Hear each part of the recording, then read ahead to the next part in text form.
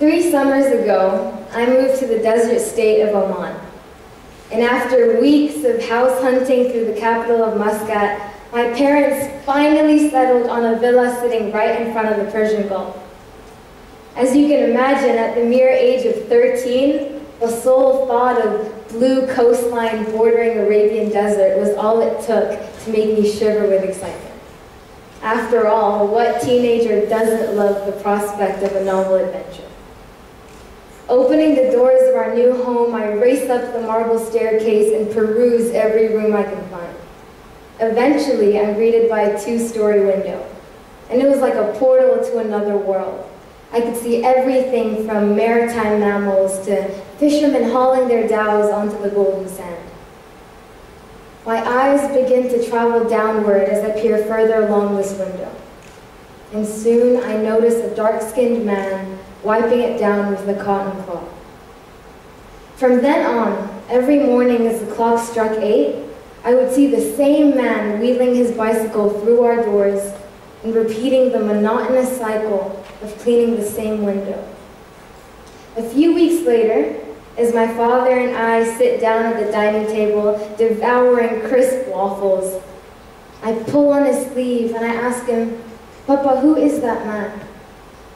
To which he responds, "His name is Bilal. He came here all the way from Dhaka, and he's also new, just like us.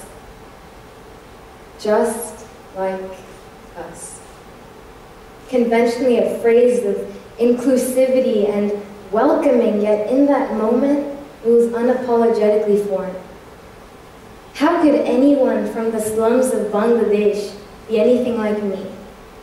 And how could I be anything like him? The language barrier, our upbringings, the cultural disparity, it was all far too tangible for that to ever happen. There was no way we could ever relate, right?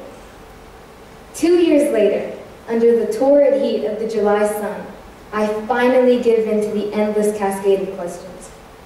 I was going to speak to Bilal. As I approach him, my eyes twinkle in anticipation and my knees tremble in excitement. I quietly take a seat next to him as he mechanically cleans every crevice of that window. And I ask, "Why come to Oman?"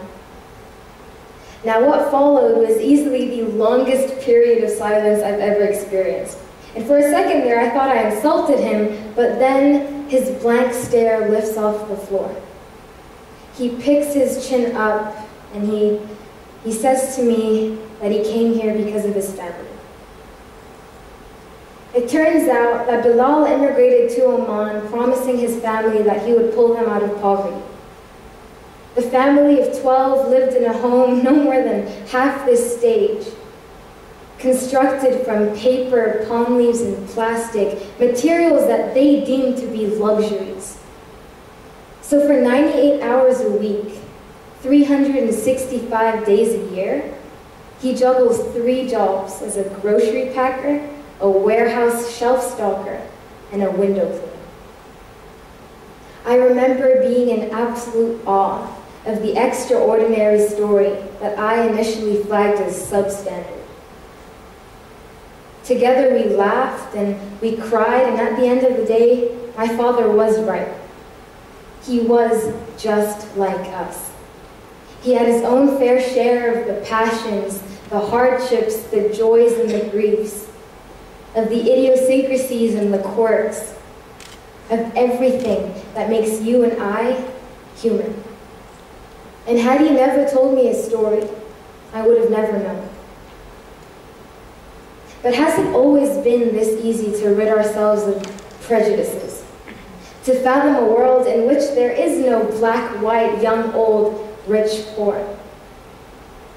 Well, the short answer is no. It truly hasn't.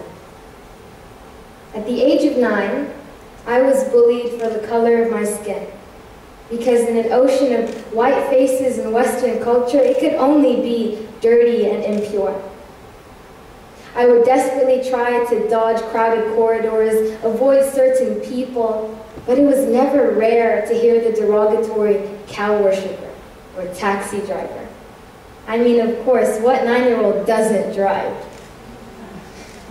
All jokes aside, to myself, the pigmentation of my skin, the amount of melanin in my epidermis, has never seemed to shatter the validity of my dreams and my aspirations. But to the other students, I ruined the status quo. My narrative was being written for me before I got the chance to pick up a pen.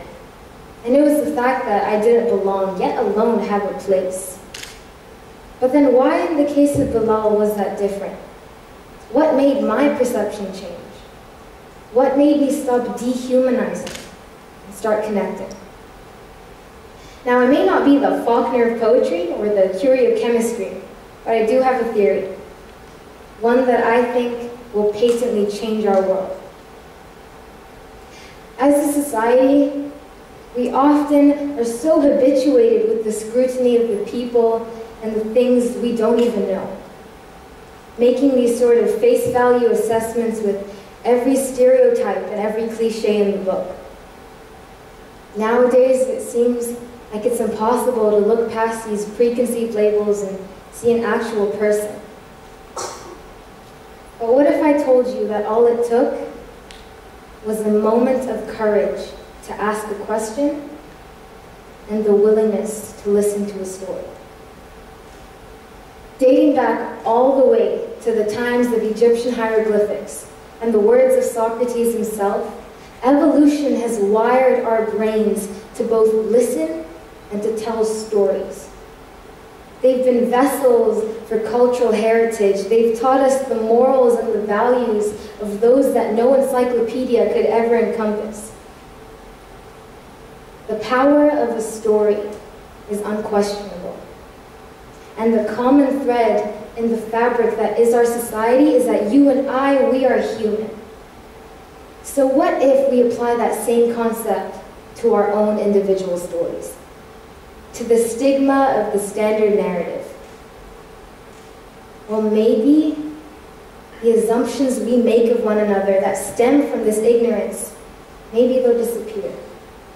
Maybe we won't see political agendas that want to build walls but build bridges. Maybe we'll spread hope rather than fear, and we'll create the binary of our polarities. Whether it's Game of Thrones, Leo Tolstoy, or CNN, stories were made to bring us together. They were made to impart on us a lesson, a message, an emotion that not only adds to our knowledge of the world, but to our tolerance of one another. So speak to the overworked accountant at the desk, the stressed businessman on the plane, the fatigued taxi driver at the airport terminal. All it takes is a moment of courage, the courage to ask and the courage to listen. Because if we do this, one day Bilal's DACA will thrive instead of be repealed by an executive order. Maybe instead of using missiles and grenades to solve our wars, we will use stories to unify us. Because at the end of the day, it's the world that uses its differences to unite that is always going to be stronger than the one that chooses to divide. Thank you.